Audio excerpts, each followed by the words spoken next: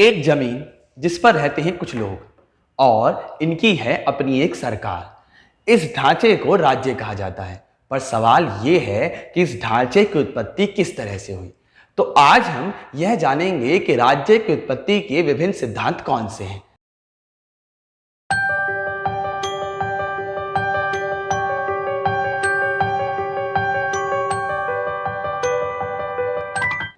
राज्य की उत्पत्ति को लेकर राजनीतिक विद्वानों में काफी मतभेद रहे हैं और किसी भी एक सिद्धांत पर सर्वसहमति नहीं रही। वो कहावत तो सुनी होगी आपने, 36 तरह के लोग 36 तरह की बातें। ठीक ऐसे ही जितने विद्वान उतने मत, उतने विश्वास व उतने सिद्धांत। पर आज हम केवल उन्हीं सिद्धांतों को मान्यता दे सकते हैं जो वैज्ञानिक और तार्किक हों। और इस वैज्ञानिक और तार्किकता के आधार पर राज्य की उत्पत्ति के 3 अहम सिद्धांत हैं। सबसे पहला सिद्धांत है देवीय उत्पत्ति का सिद्धांत, यानी द डिवाइन थ्योरी। दूसरा सिद्धांत है शक्ति सिद्धांत, यानी द फोर्स थ्योरी। और तीसरा सबसे महत्वपूर्ण सिद्धांत है सामाजिक समझौते का सिद्धांत, यानी द सोशल कॉन्ट्रैक्ट थ्योरी। एक एक करके जानेंगे कि इन तीनों सिद्धांतों ने राज्य की उत्पत्ति के बारे में क्या विचार दिए। सबसे पहले बात करते हैं देवीय उत्पत्ति सिद्धांत की। देवीय उत्पत्ति को समझने से पहले यह समझिए कि किसी भी समाज में देवीय सिद्धांत आते ही कैसे हैं। देवीय सिद्धांत के आने के पीछे 2 मूल वजह होती है। एक कि उस समाज में तर्क और विज्ञान की काफी कमी है। जब कभी भी तर्क और ज्ञान विज्ञान की कमी होती है तो व्याख्याएं धार्मिक रूप लेना शुरू कर देती है। जैसे जब तक चार्ल्स डार्विन ने अपनी पुस्तक द ओरिजिन ऑफ स्पीसीज में हमें नहीं बताया कि मानव की उत्पत्ति क्रमिक रूप से हुई है, तब तक हम यही मानते रहे कि मानव एक ईश्वरीय अवतार है। एक मान्यता तो हमारी यह भी है कि जमीन के नीचे सांप और कछुए रहते हैं और इनके हिलने से भूकंप आता है। ये मान्यता तो यहां तक काम करती है कि हम आज भी घर बनाते समय नींव में सांप और घर में कछुए को समृद्धि के प्रतीक के रूप में मानते हैं। क्या छोड़िए, बात करते हैं देवीय उत्पत्ति सिद्धांत की। देवीय उत्पत्ति के सिद्धांत समझने से पहले आप एक उदाहरण समझिए।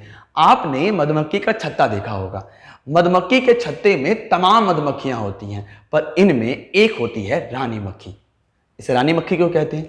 क्योंकि सभी मक्खियों में केवल इसी के पास प्रजनन क्षमता होती है।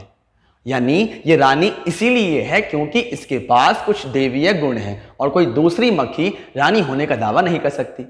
इसे अगर राज्य की उत्पत्ति में देखें तो यह कुछ देवीय उत्पत्ति जैसा दिखाई पड़ता है। यानी राजा इसलिए राजा है क्योंकि उसके पास कुछ देवीय गुण हैं और कोई दूसरा व्यक्ति राजा होने का दावा नहीं कर सकता।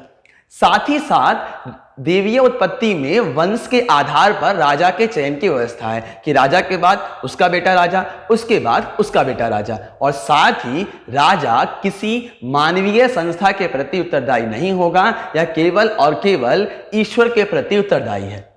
पर जैसे जैसे समाज आगे बढ़ा, समाज में तार्किकता का उदय हुआ और तार्किकता के उदय की वजह से जिस बात का सबसे पहला विरोध हुआ वो थी अतार्किक चीज। और इसमें सबसे ज्यादा अतार्किक चीज थी वह है जन्मजात विशेष अधिकार। लोगों ने जन्मजात प्राप्त विशेष अधिकारों का विरोध करना शुरू किया और यह कहा कि राजा के बाद उसी के वंश का राजा नहीं हो सकता।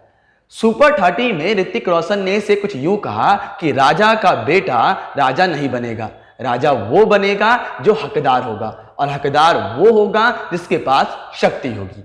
अरे आज राजा का बेटा राजा नहीं बनेगा, राजा वही बनेगा जो हकदार होगा। इसी को शक्ति सिद्धांत कहा जाता है, यानी द फोर्स थ्योरी। यह मानती है कि राजा वो होना चाहिए जिसके पास शक्ति और क्षमता है और राजा कोई ईश्वरीय प्रतिनिधि नहीं बल्कि एक मानवीय प्रतिनिधि है और यह हमारे समाज से ही आया है। पर इन दोनों से परे एक तीसरा सिद्धांत सबसे महत्वपूर्ण सिद्धांत है। उसे कहते हैं द सोशल कॉन्ट्रैक्ट थ्योरी, यानी सामाजिक समझौते का सिद्धांत। ये मानते हैं ना तो राजा की उत्पत्ति ईश्वरीय है और ना ही राजा की उत्पत्ति शक्ति से हुई है। राजा की उत्पत्ति समझौते से हुई है और इसमें 3 सबसे अहम विचारक थे। सबसे पहले हॉब्स, उसके बाद लॉक और तीसरे और महत्वपूर्ण वो थे रूसो। इन तीनों ने ही सामाजिक समझौते को समझाने के लिए एक काल्पनिक प्राकृतिक दशा या प्राकृतिक अवस्था की कल्पना की। ये मानते थे कि प्राकृतिक अवस्था में आई कुछ समस्याओं के कारण ही मानव समाज ने सामाजिक समझौते किए और इस सामाजिक समझौते की वजह से राज्य नामक संस्था का उदय हुआ। इस तरह हम देखें तो राज्य की उत्पत्ति के 3 अहम सिद्धांत हैं।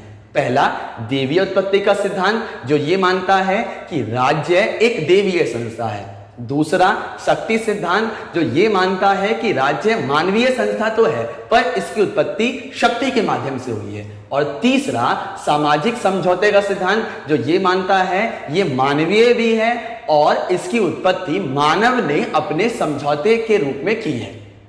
तो आज हम लोगों ने ये जाना कि राज्य की उत्पत्ति के विभिन्न सिद्धांत कौन कौन से हैं। Thank you.